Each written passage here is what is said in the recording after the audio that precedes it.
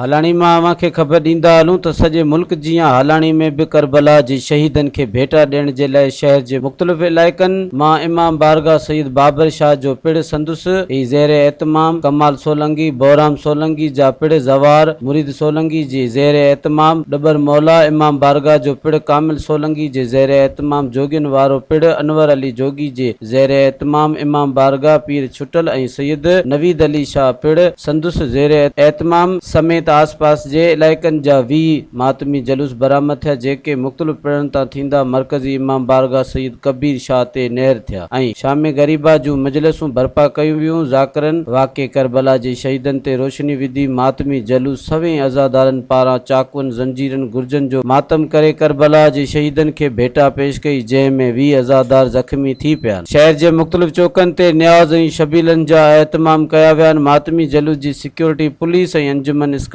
जे रज़ाकारनि पारां संजाम ॾिना। असां जीअं त 10 मुहर्रमुल हराम जो हे असांजो जुलूस आहे जेको असांजे लाइ इबादत जे बराबरि हूंदो आहे।